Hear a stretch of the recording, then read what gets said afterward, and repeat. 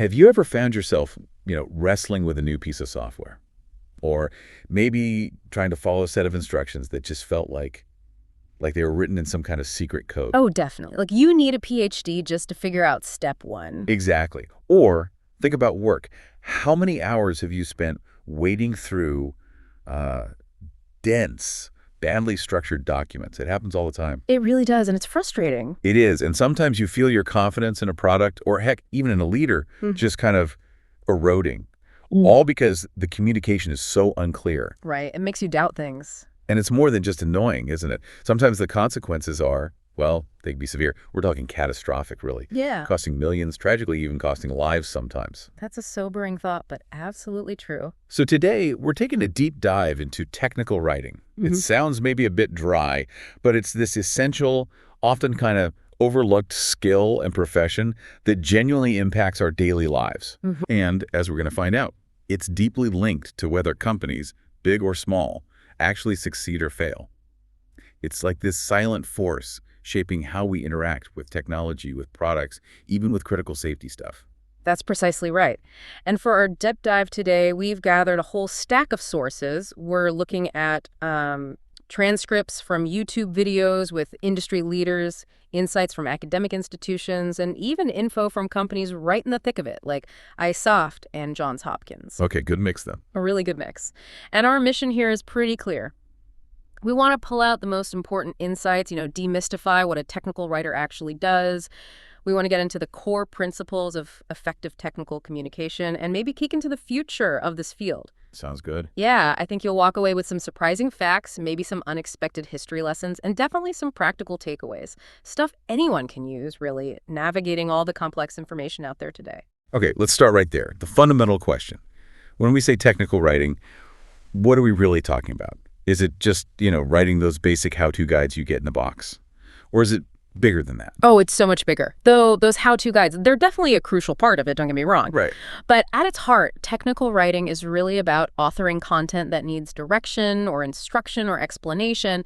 And the key thing is it has to be delivered clearly, concisely, and honestly as simply as possible. Simply, but not simplistic. Exactly. Think of it like processing, taking incredibly complex, maybe super specialized information, could be about new tech, a scientific finding, a company policy, whatever, and turning it into digestible content.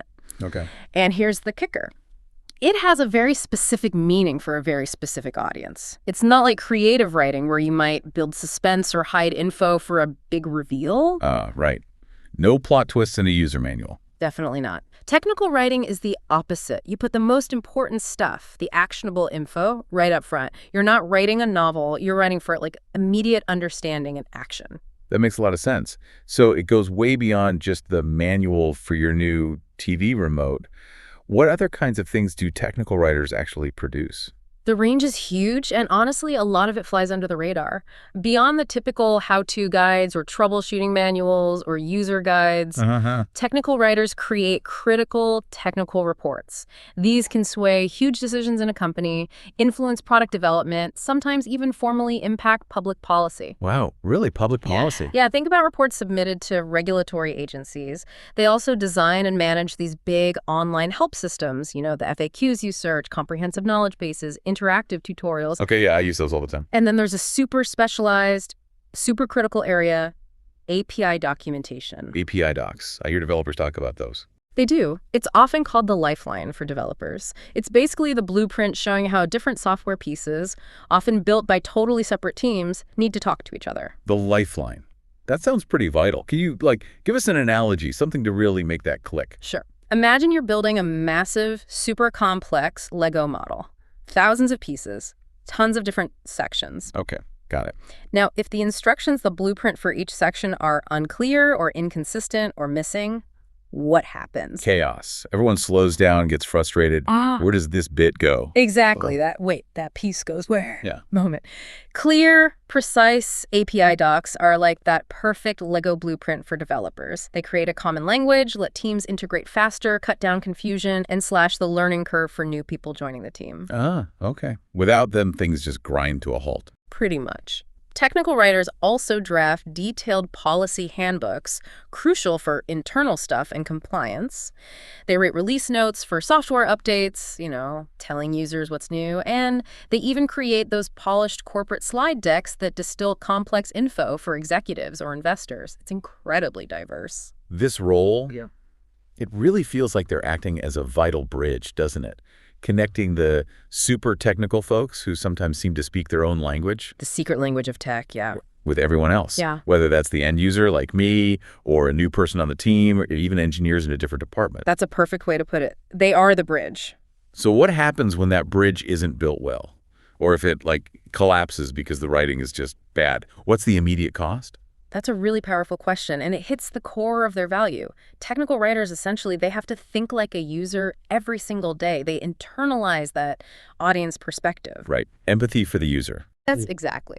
Which makes them uniquely positioned to help product owners, help development teams create documentation that's genuinely user-centric. And when that doesn't happen? When that bridge fails, the costs are immediate. Users get frustrated, right? Support lines get flooded with basic questions that the docs should have answered. Which costs money. Huge amounts. Adoption of new products stalls, and in the worst cases, like with safety instructions, people misunderstand things, and that can be dangerous.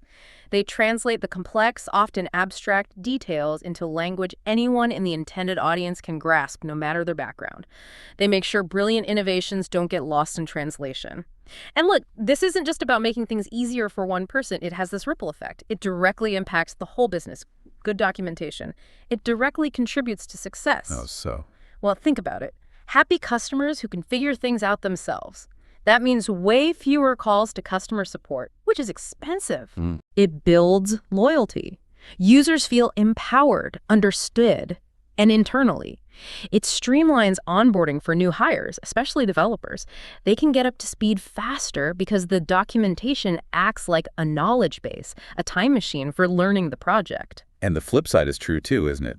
Bad writing. It can totally destroy customer faith in a company.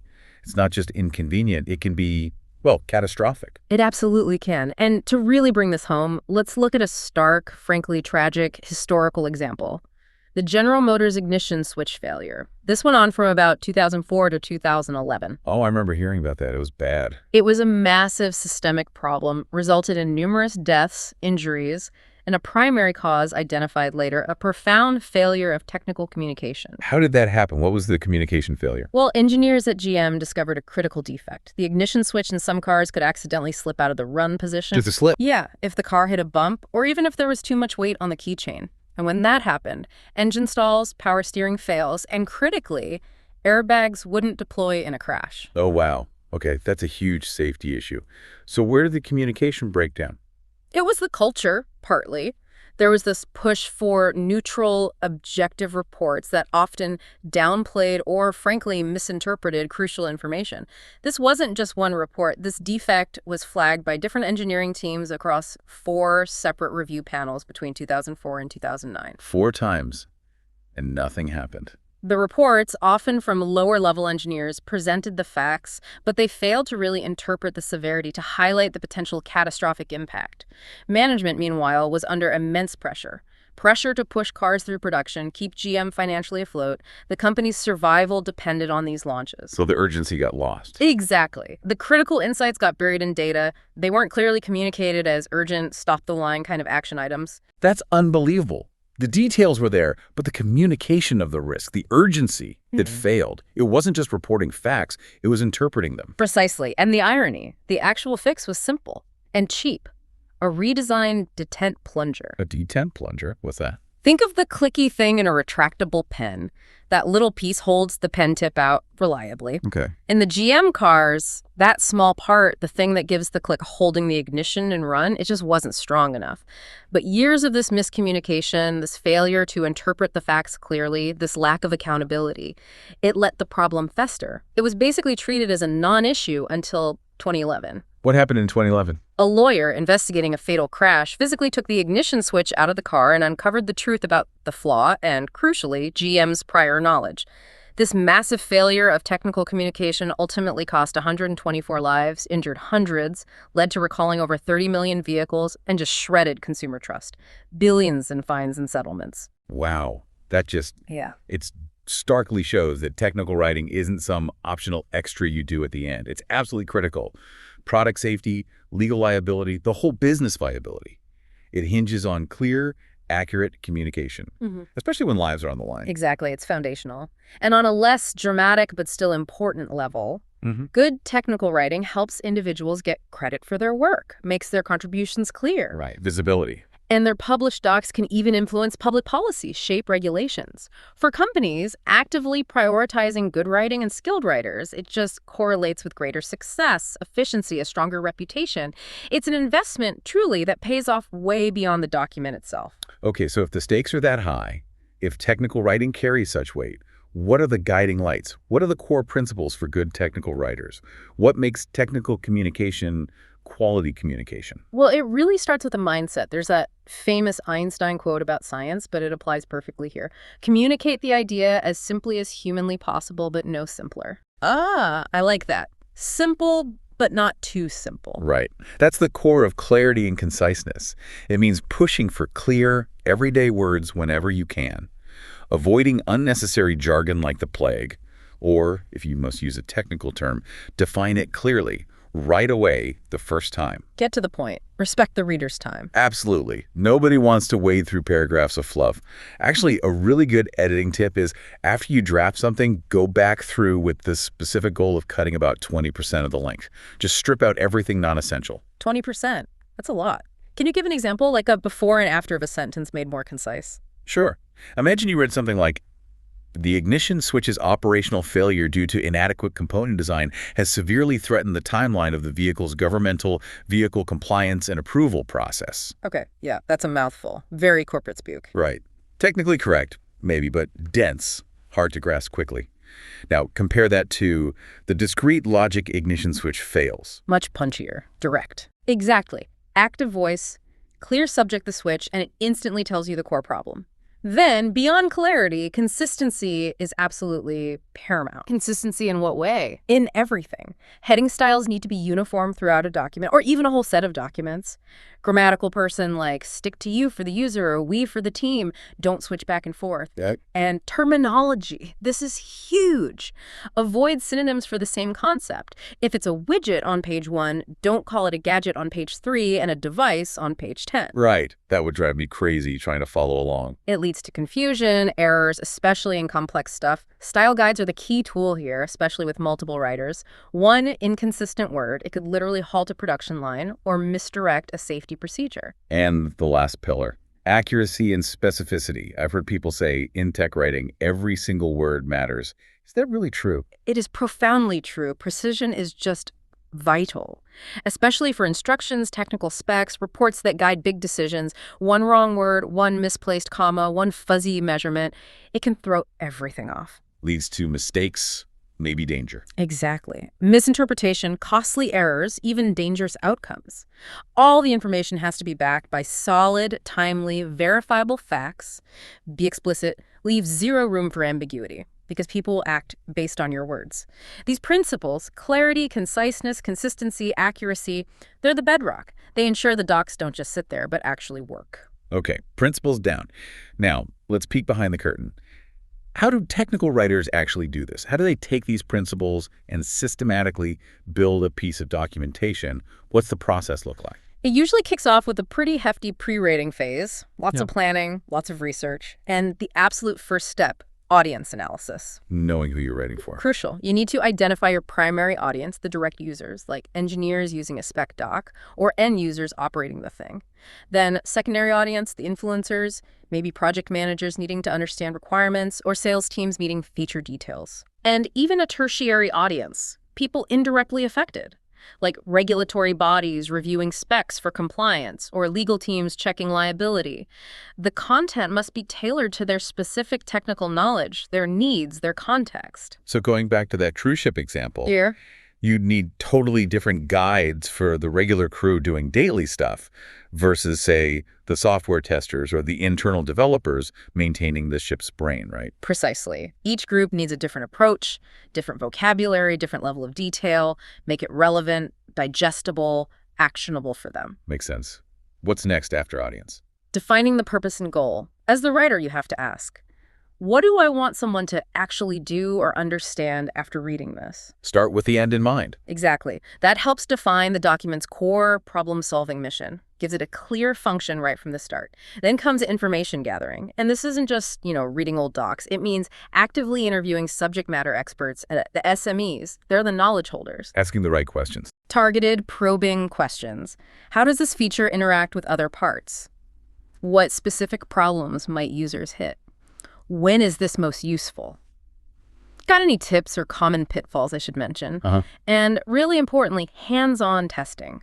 Using the product yourself. Oh, interesting. Why is that so critical? Because it gives you, the writer, a deeper gut-level understanding of the user experience. And often, you'll stumble on challenges or weird workflows that the engineers, who are just too close to it, completely missed. Because they built it, they know the right way. Right. You also review existing docs, look at competitors, use visual aids like mock-ups or wireframes for early input. Right. I heard about one tech writer at a startup who basically had to convince the whole engineering team why documentation even mattered. Wow. Yeah, they ended up defining the whole process, picking tools, setting up the review cycle from scratch. Shows how vital this planning phase is. Sometimes you're even championing the idea of documentation. That's a ton of work before even writing a sentence. So once you have all that research, how does the actual drafting start? Just jump in? Not usually. It's much more systematic. Starting with a skeleton, an outline is key. Chapters, sections, subsections. Another roadmap. Exactly. Gives you mental clarity, helps you spot information gaps, directs further research if needed. A common structure might be, intro, fundamentals, design requirements, or how it works, results or steps, and then conclusion or troubleshooting. Building the frame before the walls. Perfect analogy. And it's iterative, not linear. You should really start writing pretty early, maybe day one of the project, even if things aren't finalized. Update it regularly. Don't wait for all the info. So drafting might send you back to research. Often does. New questions pop up as you write. A practical tip: expand sections into subsections, then into short paragraphs like 3 to 5 sentences, 7 max. Each paragraph covers just one distinct point. Keep it focused. Yeah. And use brackets or notes for placeholders, like check this spec or get example screenshot here. Keeps the momentum going, avoids writer's block. Okay, draft done. Iterated on. But like you said, nobody's perfect first try. How critical is revision and editing? Is it just spell check? Oh, it's absolutely profoundly critical. Spell check is the bare minimum. Multiple revisions, seriously. 10 to 20 times for a really important document isn't uncommon. 20 times, wow. Yeah, and reading your own draft aloud, incredibly helpful. You catch awkward phrasing, logical jumps, choppy flow that your eyes might just skim over. Good tip. What about getting feedback from others? Crucial. And here's a pro tip for receiving feedback.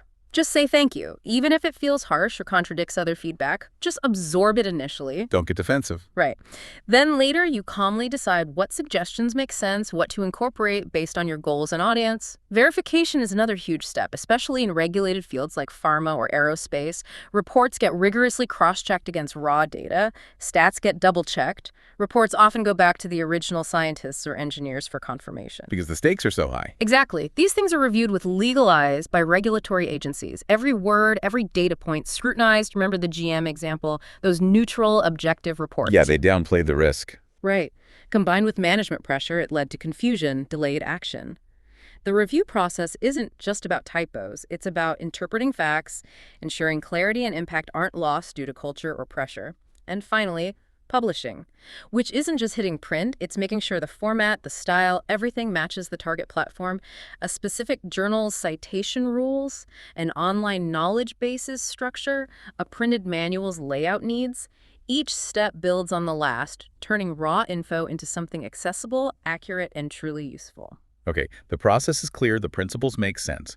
Now, what about the tools? What's actually in a modern tech writer's toolkit to make all this happen efficiently, especially with huge amounts of information? Well, increasingly, they rely on sophisticated content management system, or CCMS.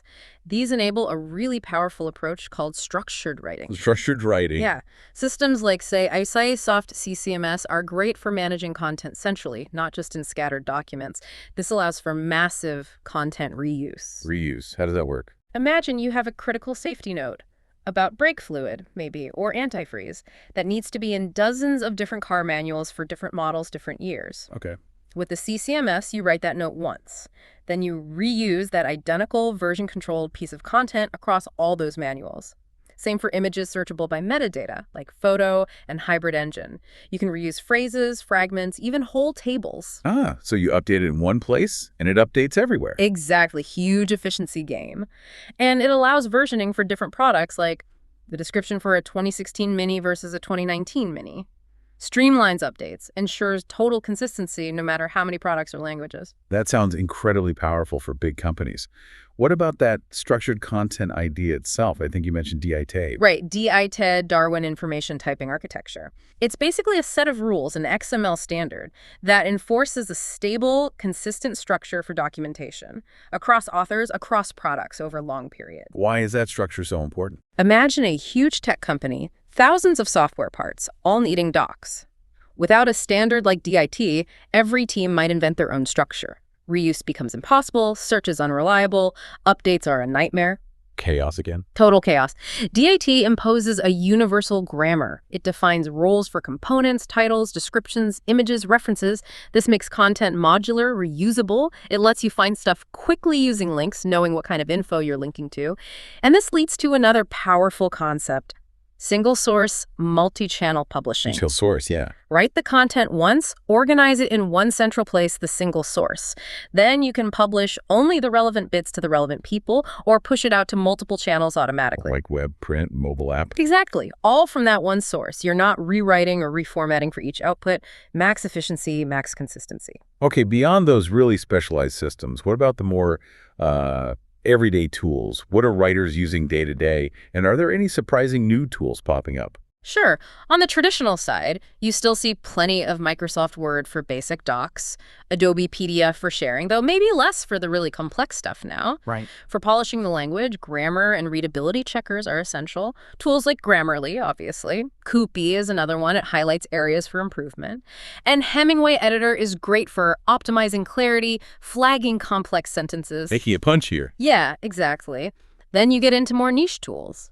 Carbon is neat for creating nice-looking, shareable images of code snippets, really useful in developer docs. Oh, cool. Blogging platforms like WordPress are good for SEO, personal branding, especially for freelancers. Medium is simpler if you just want to publish a few articles quickly. And visuals. We talked about clarity. Visuals must be huge. Absolutely critical. Design tools are key. Adobe Illustrator for diagrams, vector graphics. And Photoshop for images. Proficiency there is often seen as an absolute asset when hiring. High-quality visuals are non-negotiable. Makes sense. Even video editing software can be in the toolkit now. For tutorials, explainer videos, screen recording showing workflows. And we're seeing a big rise in lightweight markup languages, like Markdown, often used with static site generators like Hugo or Jekyll. Why Markdown? It's simplicity. It's plain text. It helps bridge the gap between writers and developers. Devs can often contribute directly without needing complex tools. It fits well into development workflows. But are there downsides to Markdown? Yeah, definitely. For really large, complex doc sets, it can be limiting. It often lacks built-in support for things like variables, complex tables, or what's called self-healing cross-references. Self-healing. What's that? It means if you move a section or rename a file, the links pointing to it automatically update. They don't break and give you a page not found, which is super important for user experience. Ah, okay. Markdown doesn't do that easily. Not inherently. It also might lack robust features for internationalization, handling multiple languages efficiently. And converting old content to Markdown, rarely perfect, often needs manual cleanup or using, well, what we sometimes call charming antique regular expressions. Charming antique regular expressions. What on earth are those? Huh.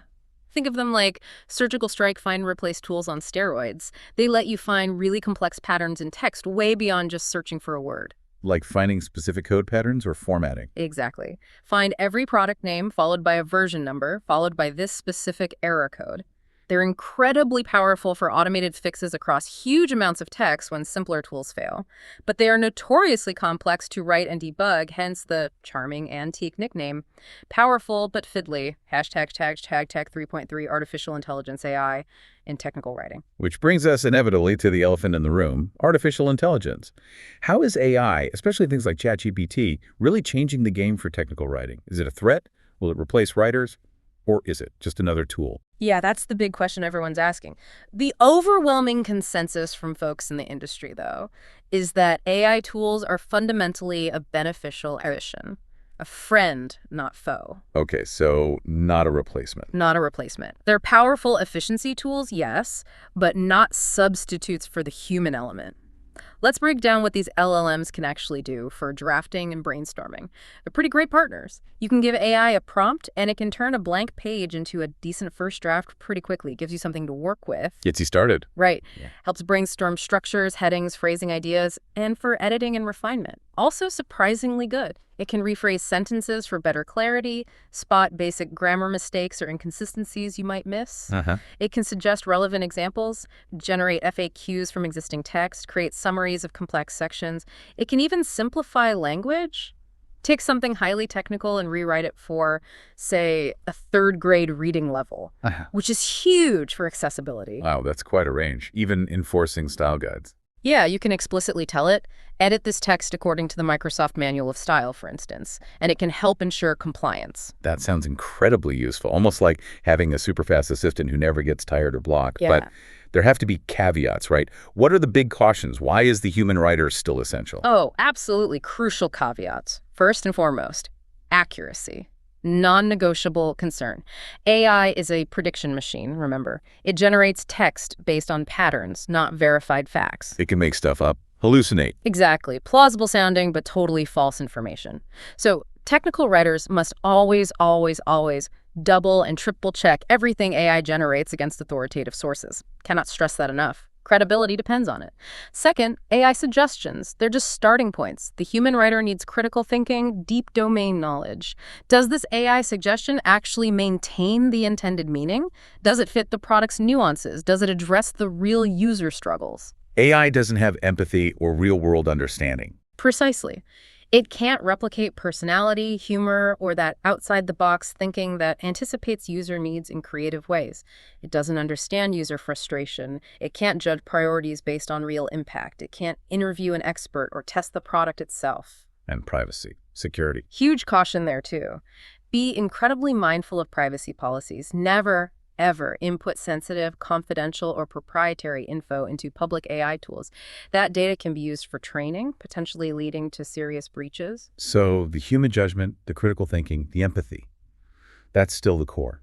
Can you give a quick example of where AI is helpful in a practical way? Sure. A common task is explaining a complex concept simply. You could prompt an AI. Explain OQ in simple terms for a non-technical person.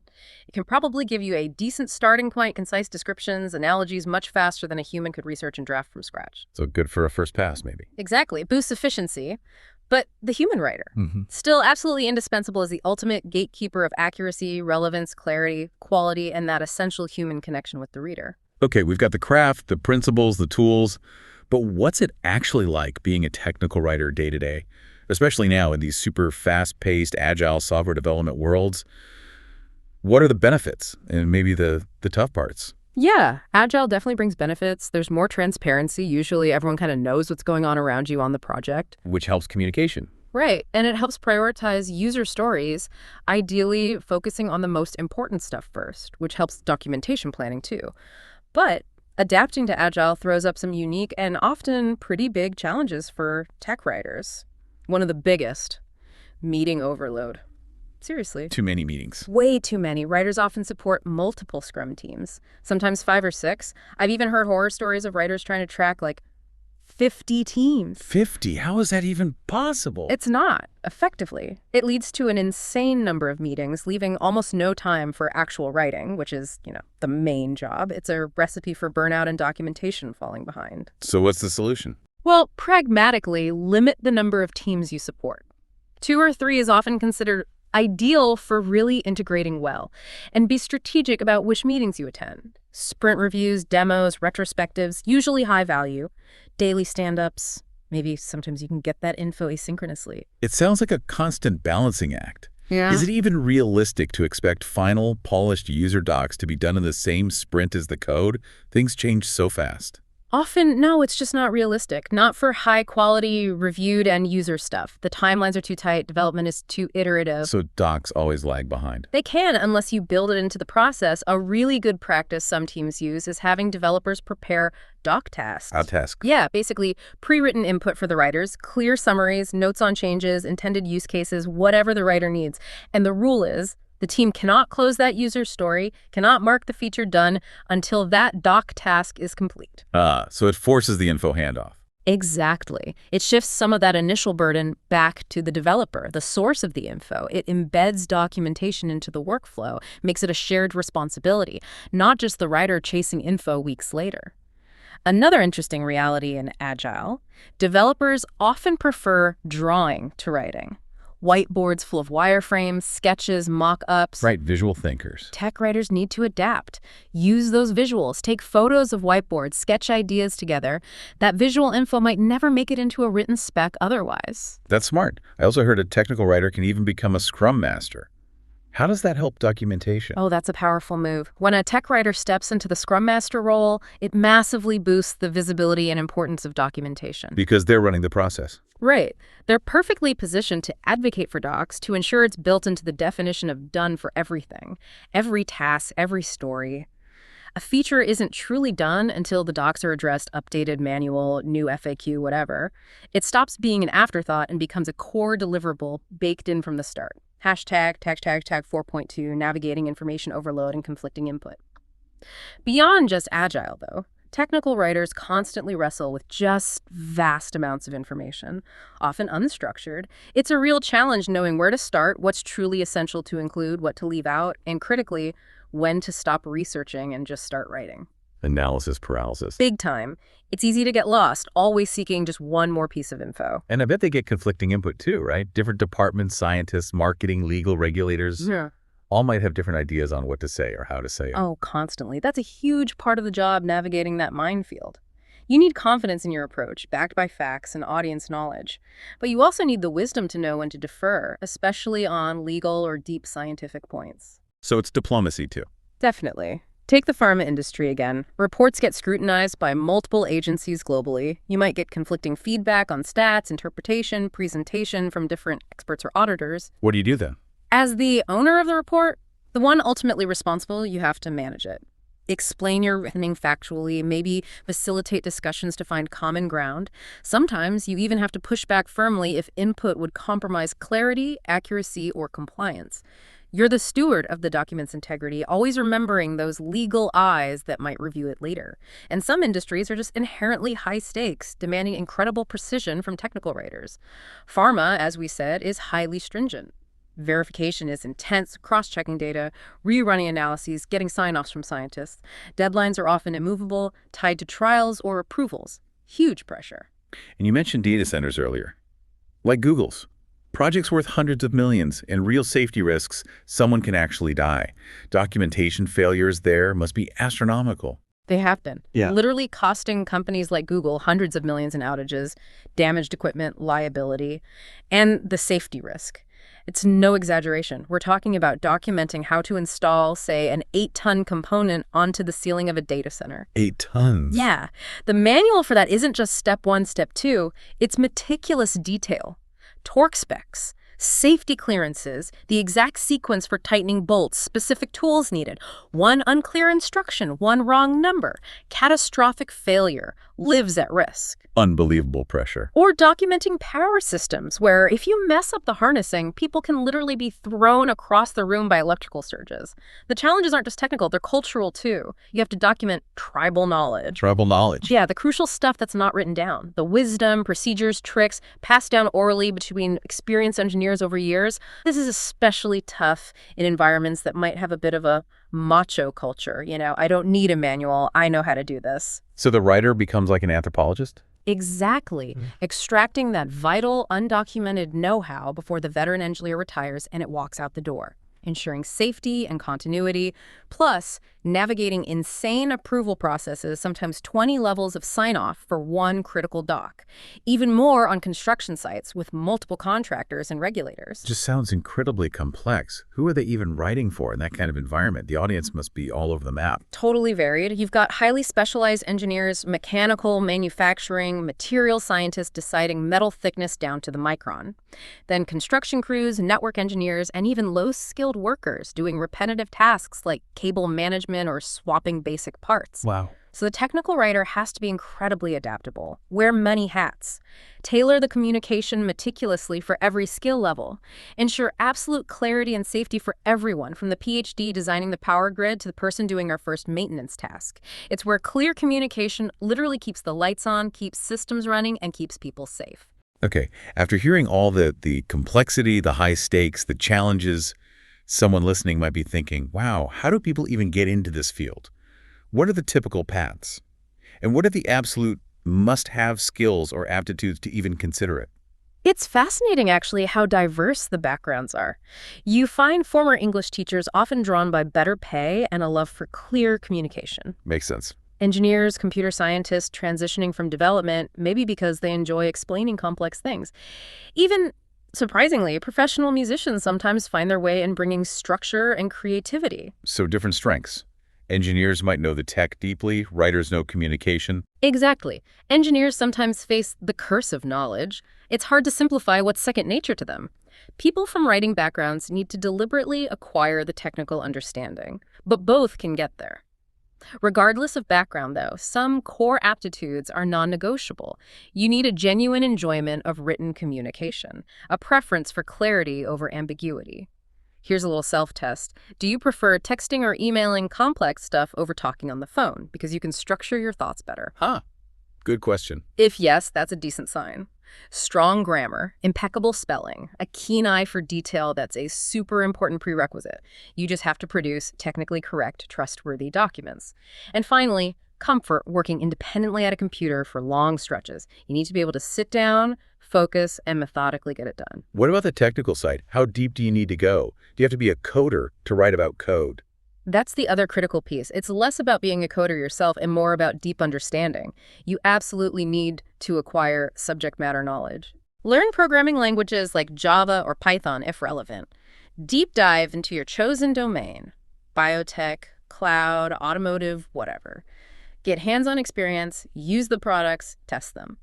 A lot of tech writers at big tech firms do come from engineering or CS backgrounds. So reading code is often needed. Often, yes. Reading code, understanding structure, interpreting errors is frequently required, even if you're not writing production code daily. You have to grasp the underlying tech to explain it well, troubleshoot it, anticipate user questions. So breaking into tech writing or just advancing in it really demands continuous learning. You've got to stay current with best practices, tools, trends. How do you do that? Attend industry webinars, take online courses. That free Google technical writing course is fantastic, highly recommended. Maintain that want-to-learn attitude. Honestly, the satisfaction often comes when something you clarified gets published and actually helps people. Once you have some skills, how do you prove it to employers? Is a portfolio essential? Unequivocally essential, especially if you're new or changing careers. Without one, you're kind of invisible in a competitive market. It's your prime showcase. What should go in it? Good advice is to curate maybe 3 strong, diverse samples. Show your range, maybe a how-to guide, a conceptual doc, explaining something complex simply, perhaps an API doc or a technical spec. Things you can talk about confidently? Exactly. Be ready to discuss your choices, your process in an interview, and include a cover letter or intro explaining your role in creating each piece. The review process, the tools used, gives context. Now, the job search itself, treat it like a tech writing project. Oh, so. Your resume, cover letter, portfolio, those are your documents. The hiring committee, manager, recruiter, they're your audience. Tailor everything for each specific job. Use keywords from the posting, but, and this is critical, only use keywords you can genuinely back up. They will ask. No bluffing. No bluffing. Most importantly, show genuine passion and confidence for that job, that company. It makes a huge difference. Oh, and internal referrals. They can definitely help get your application noticed. Quick note for freelancers. understand things like W-9s in the US for taxes, figure out payment channels like Payoneer, PayPal, Stripe. And a pro tip, try to get paid up front, or at least a good chunk. Don't rely solely on net 30 or net 60 terms if you can avoid it. Some clients, well, they might drag their feet. And just to clarify something often confused, technical writing versus content writing. Right, what's the difference? Technical writing focuses on technology for a technically savvy or specific user, audience developers, engineers, product users. High standards for accuracy, style guides. Content writing is broader, could be marketing copy for shoes, general blog posts, often less strict on grammar, more focused on SEO or brand voice. Different goals, different audiences, hashtag 5.3, industry evolution, and future outlook. It definitely sounds like a dynamic field, always changing. Are there any big shifts or emerging areas we should know about? I keep hearing about content design or UX writing. Absolutely. Content design and UX writing are booming. They're often seen as specialized subsets of technical writing using the same core skills. What do they do specifically? They craft the words you see in the user interface button labels, menu options, error messages, tooltips. They work super closely with design, using wireframes, mockups. The focus is extreme brevity and clarity within the UI itself. Less long-form docs, more microcopy. Often, yes.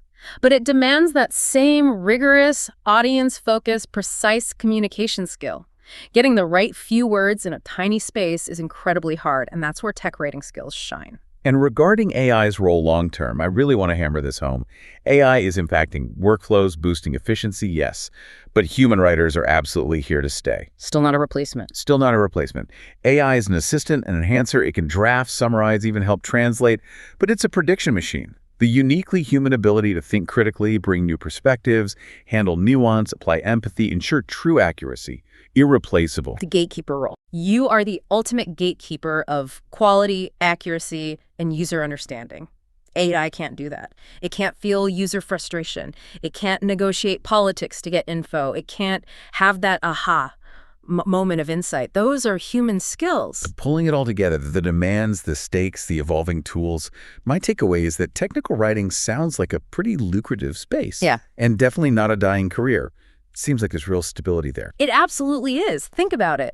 As long as new technology keeps getting created, software, hardware, complex processes, and as long as that tech needs to be explained clearly, accurately to all sorts of people, there will always be a demand for skilled technical writers. It bridges the gap. They're essential facilitators of knowledge sharing, making sure brilliant ideas are understood, adopted, used safely, used effectively. It's a career with real stability, real impact, and constant learning opportunities. Hashtag outro. Well, we've certainly taken a deep dive into the world of technical writing today. We've seen its quiet but huge impact on everything, from our daily tech frustrations to, frankly, major industrial safety. It's all about transforming that dense, complex stuff into knowledge that's accessible, accurate, and actually useful. Building bridges, building trust. Exactly. Bridging communication gaps, building trust in products and companies, and really driving success. So as you go about your day, maybe reflecting on what we talked about, clarity, audience, efficiency, here's a little thought to mull over. What's one specific piece of documentation in your life right now? Okay. Could be anything. A user manual for something new, a confusing company policy, an internal memo that always causes headaches, maybe even assembly instructions for furniture. What's one thing that, if it were dramatically improved using these technical writing principles, would genuinely simplify a task for you, solve a recurring problem, or make a crucial decision way easier? That's a great question. Makes you look at everyday things differently. Yeah, definitely. We encourage you, as you go through your week, to look out for examples, instances of really excellent technical writing, and maybe some of the more frustrating examples too. You'll start to see it everywhere. You really will. And maybe developing that critical eye helps us all appreciate this vital craft a bit more, and maybe even apply some principles ourselves, making our own communication just that little bit clearer.